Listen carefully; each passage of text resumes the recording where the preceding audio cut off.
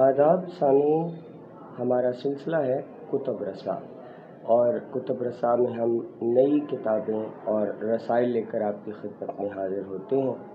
اسی سلسلے میں آج ہم ایک نئی کتاب کے ساتھ آپ کی خدمت میں حاضر ہیں، اور آج کی جو کتاب ہے وہ ہے ڈاکٹر محسن مدھیانہ کی خود نوشت کھیلن کو مانگے چاند۔ ڈاکٹر محسن مدھیانہ کا تعلق خطۂ جنگ سے ہے، اور اس سے پہلے وہ اپنے آپ کو ایک ادیب کے طور پر منوا چکے ہیں۔ ان کی کئی کتابیں منظر عام پر آ چکی ہیں، جس میں بھمبیری، چھیڑ خانی، دیسی ولایت، بھاگ ڈاکٹر بھاگ زیادہ اہم ہے۔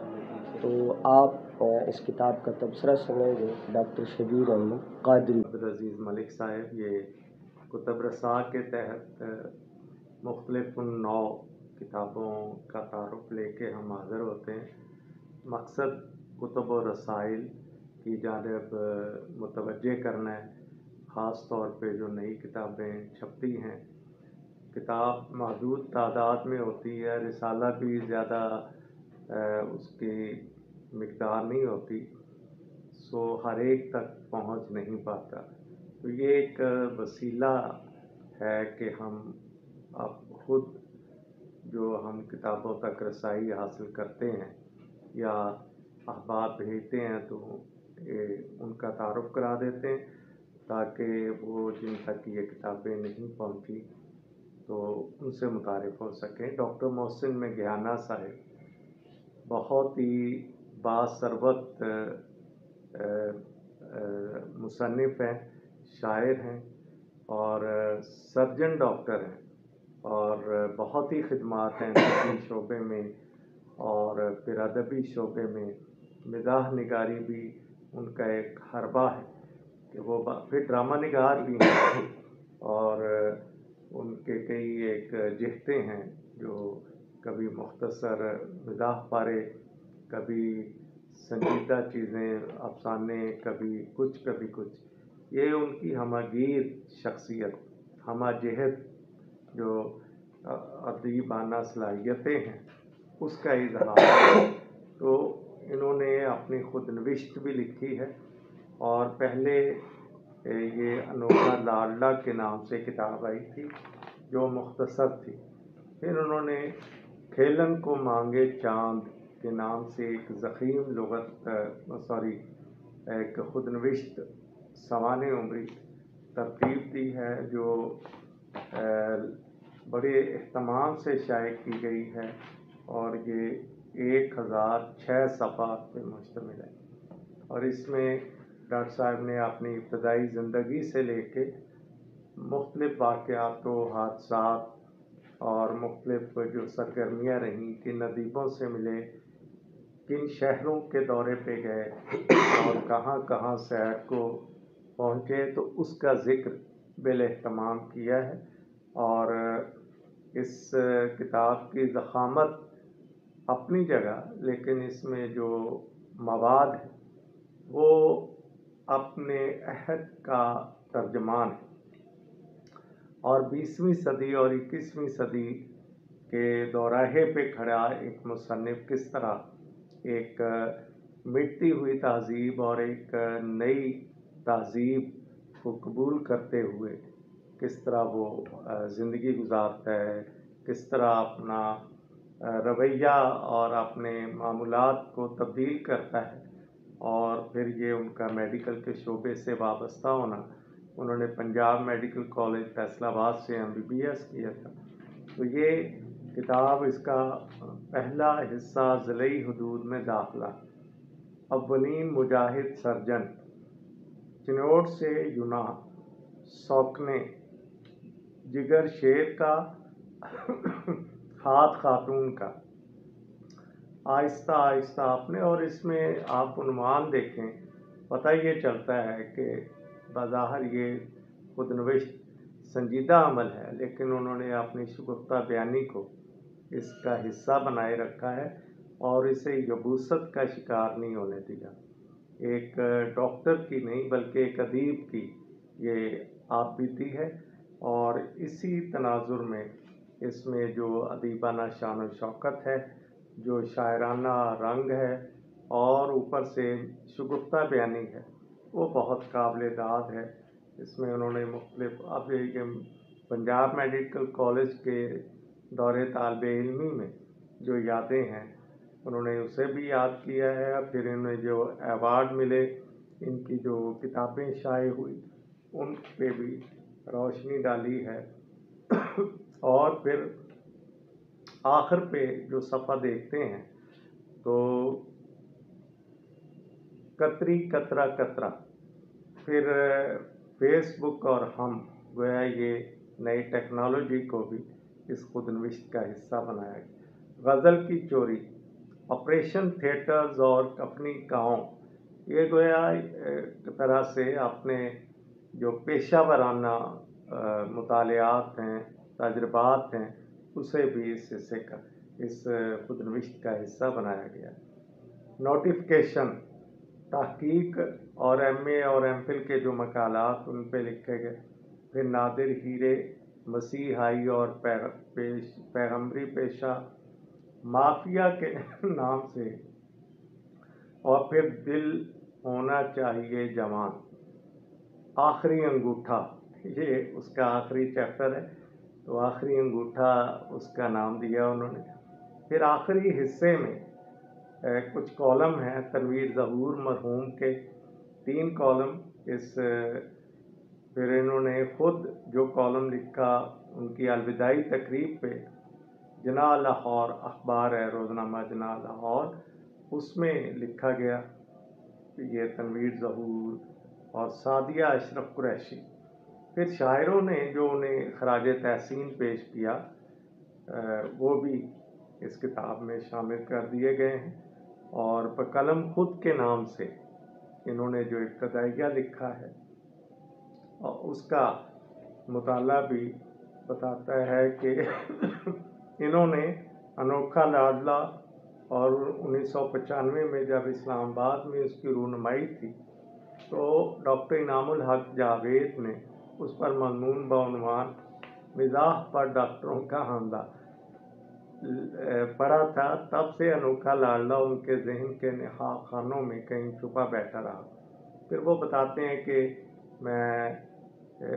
خود نوشت لکھنے کا موڈ کیسے بنا، اور اس میں یہ ڈاکٹر الطاف راٹھور اور دوسرے ڈاکٹرز کا، دوستوں کا قصہ اول انوکھا لاڈلا، قصہ دوم کھیلن کو مانگے چاند، اور یہ اسد محمد خان کی نظم ہے درشن، جسے بلقیس خانم نے اپنی بڑی دلکش آواز میں گایا بھی ہے کہ انوکھا لاڈلا کھیلن کو مانگے چاند، اور خوبصورت نظم ہے، تو اس سے یہ نام مستعار لیے۔ اور تیسرا قصہ جو ہے کیسی انوکھی بات رے، گویا ہم توقع رکھتے ہیں کہ ڈاکٹر صاحب 1000 سے زیادہ صفحات کی خود نوشت کے بعد اس کا تیسرا حصہ بھی آنے والا ہے، تو جو اس کا آخری حصہ ہے ناظرین، جیسے میں نے بتایا تنویر ظہور اور سعدیہ اشرف قریشی کے جو کالم ہیں، اس کے بعد معین تابش بہت اہم اور جنگ کے شاعر، کمال شاعر تھے، اور محمود شام، انہوں نے جھنگ کے دفتر میں راغب مراد آبادی، ان سے یہ فی البدیع نظم جو انہوں نے راغب مراد آبادی نے لکھی، اس میں خراج تحسین پیش کرتے ہوئے ان کی کتابوں کے نام بھی لکھ دیے، دیسی ان ولایت، اور شہزادی ڈیانہ کا بھی ذکر ہے اس میں، پھر اس طرح۔ تو یہ پھر طاہر ہارون اور بے دل پانی پتی، یہ بھی جنگ کے بڑے معروف شاعر تھے، 2 نظمیں ان کی شامل ہیں۔ علی کوثر جعفری مرحوم کمال کے شاعر تھے جنگ سے متعلق، علی کوثر جعفری مرحوم کی 2 نظمیں اس میں شامل ہیں، اور 3 بلکہ، اور اس کے بعد محمد عقیل رضا کی ہے، تنویر ظہور نے دیسی ان ولایت پہ کچھ لکھا تو وہ بھی شامل ہے، میر محمد ریاض سیال پنجابی کے اور جھنگ کی زبان کے بڑے عمدہ شاعر، اور پھر بنیری دا موسم، اس میں یہ بھی ان کی ایک بڑی دلکش کتاب ہے، بمبیری اس کا نام شامل ہے۔ پھر ڈاکٹر نیاز علی محسن مگھیانہ کے لیے لکھی گئی نظم گستاخ بخاری مرحوم، یہ بھی جنگ سے متعلق شاعر۔ اور اس کے بعد لکھا ہے کہ اس نظم پر پروفیسر ڈاکٹر طارق عاشق نے شعر کا اضافہ کیا کہ ہے تعلق سلیم تقی سے اور کچھ ہاشمی سے یاری بھی۔ پھر کہتا ہے غلام حر آوان، پھر پروفیسر خالد شبیر صاحب نے بھاگ ڈاکٹر بھاگ، اس عنوان سے جو کتاب شائع ہوئی ڈاکٹر صاحب کی، اس پہ لکھا ہے۔ پروفیسر خالد شبیر احمد جس یونیورسٹی سے ریٹائر ہوئے اور ان دنوں وہ چنوٹ میں مقیم ہے۔ ڈاکٹر عبد المناف برطانیہ میں مقیم ہے، ان کا شعر ہے۔ منصف ہاشمی اللہ ان غریق رحمت کرے، ابراہیم عدیل اور کیسر بھٹی، اور اس کے بعد لطیف شہدائی، عبد الرحمن ساجد، اور انہوں نے بمبیری پہ لکھا ہے۔ اور اس کے بعد دیسی ان ولایت اور ایک اور کتاب مسئلہ ہی کوئی نہیں، یہ جنگ میں جو تقریب ہوئی ضلع کونسل میں، اس پہ ریاض ناصر نے خراج تحسین پیش کیا قطعے کی صورت میں۔ سردار تسلیم رند کا نظم پارہ بھی ہے، اور ریاض ناصر کی ایک اور نظم بھی ہے جو ان کی مزاحیہ ادب کی کاتشیں ہیں، اس کو خراج تحسین پیش کیا ہے۔ اظہر حسین، اور اس کے بعد اظہر حسین کی دو نظمیں ہیں، پروفیسر ڈاکٹر ظفر حسین تسکین، رسالہ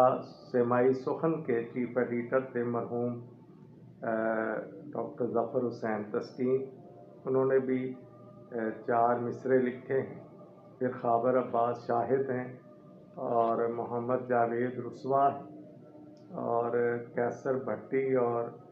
پھر بھٹی اوس جھنگ صدر، سہیل شیخ، رفعت سلطان صاحب کے خادم خاص جنگ سے تعلق چنوٹ سے، مدثر حبیب جامی، اور اس طرح یہ پھر آخر میں انگریزی نظم بھی ہے عامر عبداللہ کی۔ تو یہ کتاب ایک تو پھر اس کے فلیپ آپ دیکھیں، بیک ٹائٹل آپ ملاحظہ کریں،